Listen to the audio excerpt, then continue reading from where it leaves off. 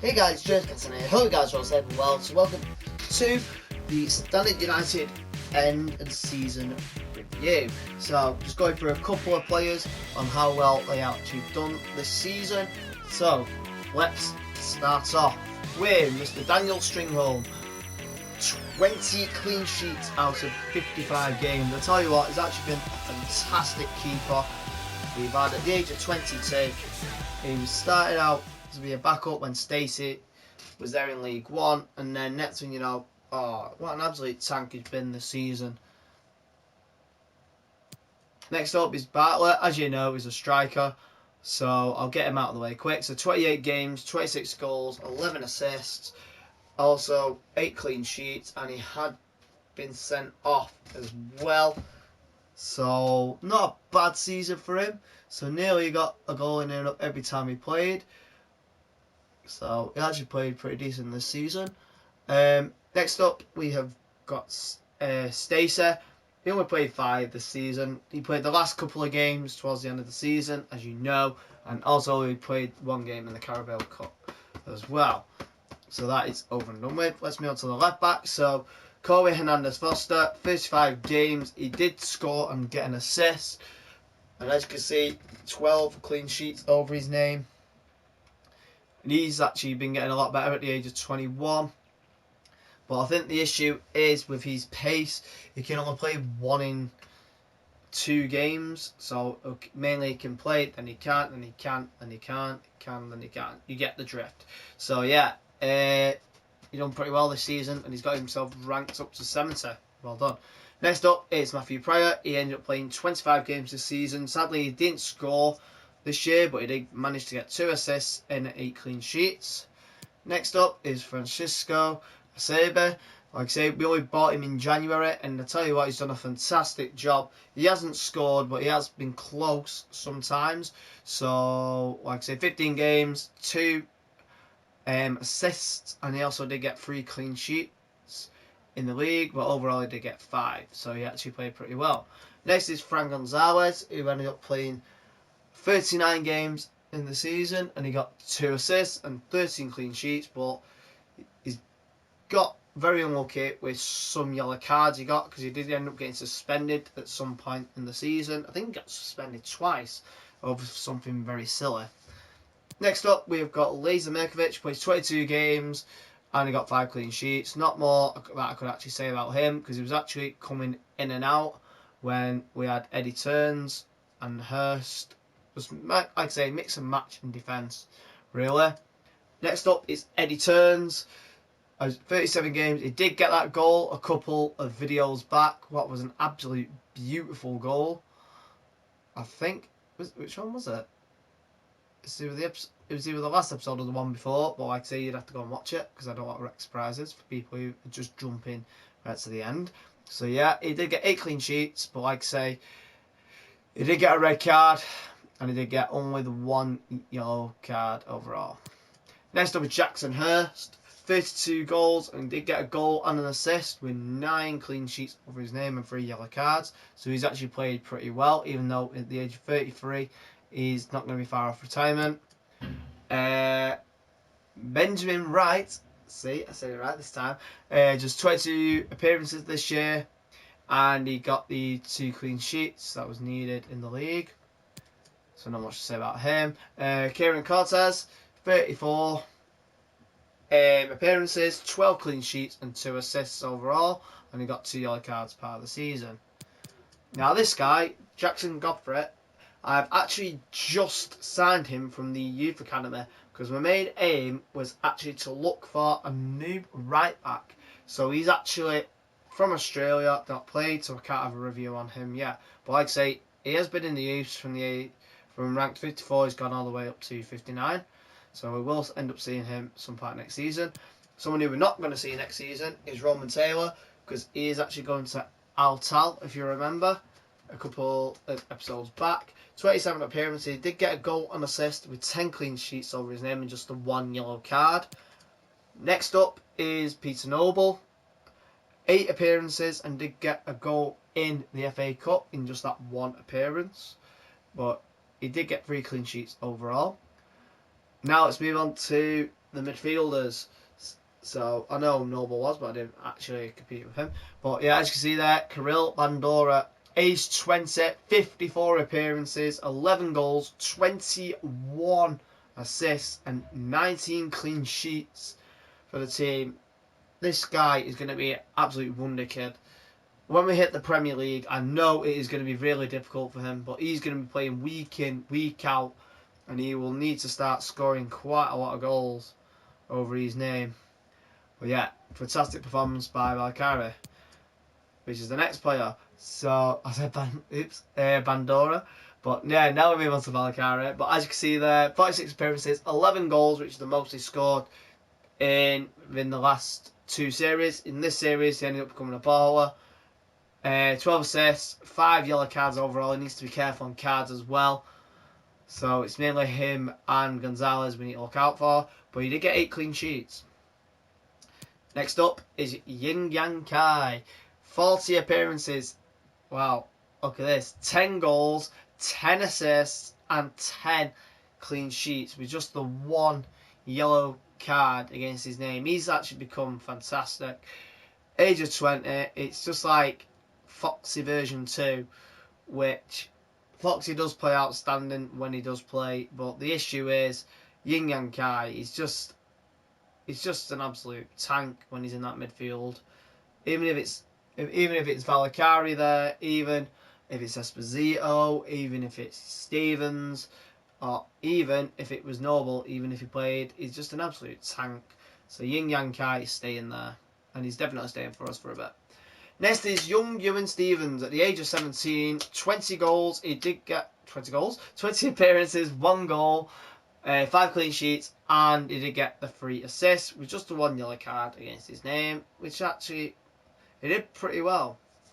Like I say, only 58 rated. We had to bring him in via emergency due to all them silly injuries we were getting. Mainly like when Valkyrie was out for a little bit. He ended up taking the spot, and he has actually done pretty well. I know he started at the end of Series 2 and got that goal for us for the promotion, and for us to actually been the League One Championship. But yeah, what a great player. He's going to end up turning into something soon. Next up is Alfonso Esposito. Alfonso Esposito is the kind of standard I know. So yeah, Esposito, first proper player in the team. So 36 appearances, 15 assists and 9 goals against his name. He got 11 clean sheets, just the 1 yellow card.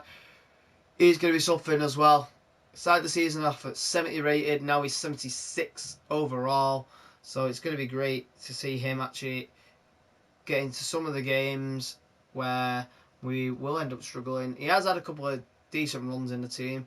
He's mainly in the main 11 now when we always start. Next up it's Foxy. So 16 goals, 3 goals, 4 assists, 7 clean sheets and just 1 yellow card. Like I say, he's not been in the team a lot because they've been switching between, as you know, between Valkyrie, Yang Kai, Stevens, Esposito, and it's just a shame that Foxy ended up coming at the back of the queue. But he did end up doing well in a couple of the league games because he did end up scoring 2 and got the 3 assists. But yeah, even the clean sheets he done pretty well. Right, moving on to Tete Adumensah. As you know, 19 years old, 74 rated. When he first started the season, he was 68 compared with Pandora, but Adumensah's just steamrolled ahead for an overall rate of 74, 42 goals, 9 goals, 5 assists, clean sheets. He got 13 and just the 1 yellow card. He's played absolutely phenomenal this season. But also someone else he played phenomenal this season is Shoitiri. I bet you forgot that we actually had this guy. We ended up playing him up front, and like I say, he's still injured with an ACL. So he will be back next season, and then it's going to be questions who will be starting out up front. But as you see what he was doing, halfway through the season, but look at that, 32 goals, 32 appearances, 20 goals, 22 assists, and also 10 clean sheets over his name. Just a shame who got injured, because we would have actually needed this guy definitely in this team. But we ended up bringing Ollie Barry in for a backup, just to fill his position. Next is Juan Manuel Sanabria. So he came in as well as Acerbe. So 13 games, 2 goals, 3 assists, and 2 clean sheets over his name. He didn't play a lot, but like I say, he did end up having a bit of silverware over his name, which isn't too bad. Next up is Ethan Walker. Same again. Didn't play that many games because Bandora ended up absolutely bashing it. 22 appearances, 5 goals, 6 assists, and 7 clean sheets. Next up, we move on to our strikers. So Gao Sheng played 12 appearances, 4 goals. He actually got 12 assists for a guy who's only started 12 games overall. Wow, not bad. But like I say, he's barely played. He can play in any position. So I guarantee you, the Chinese man may end up moving on. Sadly, I don't want to say it, but I might have to put him on the transfer list, because if Shoyotiri ends up coming back in, then he will be getting kicked out of the squad. But also, I may be unloaning Ollie Barry as well. He's played 5 games, 2 goals over his name, and 3 assists. He's been very quiet, to be fair. Federico Makeda, 32 years old. I know he was brought in via the transfer window as well. His rank's gone down to 71. It's just due to his age, but he did get 6 goals, 2 assists, and he played 9 games overall, and he did get 2 clean sheets. And then it comes up to this man right at the bottom. So Philippe Hollander. It was nice to have him back up front due to that ACL injury that he did have in the season. But he did end up coming back fit as a daisy. I never knew daisies were fit. Well, if they're a girl, then yes, daisies are fit. But humans, I mean, not flowers. But as you can see there, 10 appearances, 12 goals. He ended up getting 7 in our FA Cup run when he made the 4 appearances. He did get the hat trick, if you remember. And like I say, he got the 3 assists and 3 clean sheets. Then it comes to the main man of the season, Wahid Fagir. This guy. There's just so much you can say about him. Well, look at them stats: 42 appearances, 32 goals, 15 assists, 13 clean sheets. There's not more you can say about him. Now he's actually 80 rated overall. When he was at the beginning of the season, he was only 74 rated. He's now 80. And if you look at his transfer value, I'll actually go to financial now. Look how much he's worth. He's worth 40 million. Look at the percent that he's gone up. He's gone up 321% ranked over his transfer value. I guarantee you, I don't like saying it, but he may end up going for a sell-on clause. As you can see there, it's 4% on his sell-on. But that is just absolutely ridiculous with the amount he will be going for. And going on that as well, top 3 there, so it's Fagir of 5 million, Esposito is now worth 13.5 million, and Adam Mensah has ended up going to 9.5 million. Shoyotiri ends up dropping at 4.4. Like I say, it's not his fault due to the injury that he's got, so I can't really say that much. Sanabria, he was actually a free agent. He's actually worth 3.6. Bandora 3.2. Even though Bartlett is probably still at the very bottom,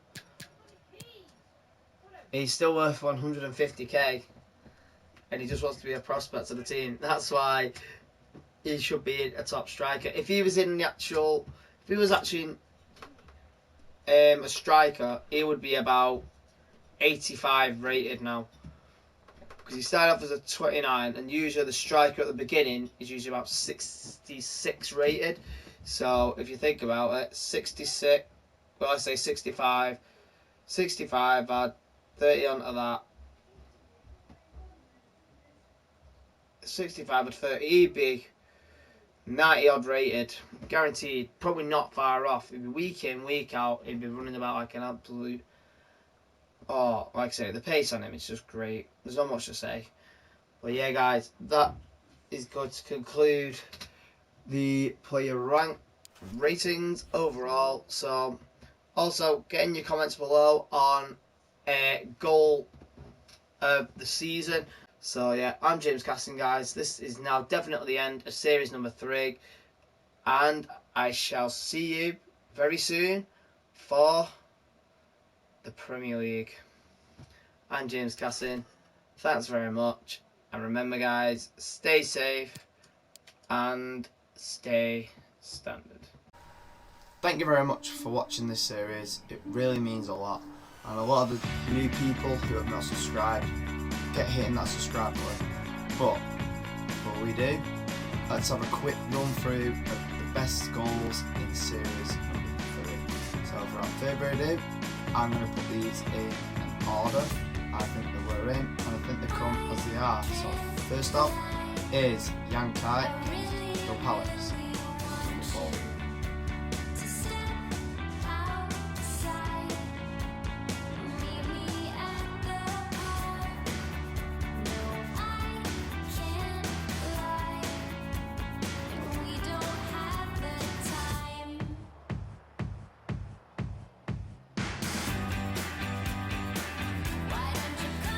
Third is going to be Walker when he's got that magnificent goal against Millwall.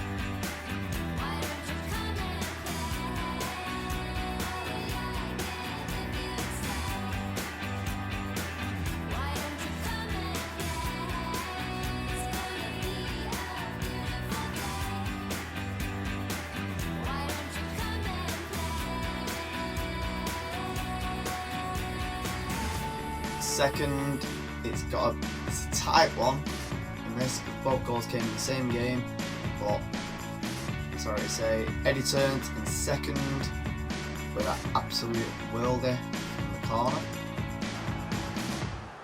Comes on Makeda.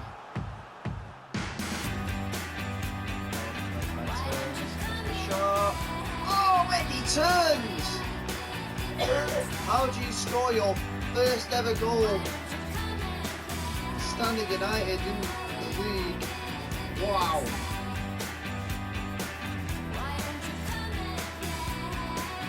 What a shot.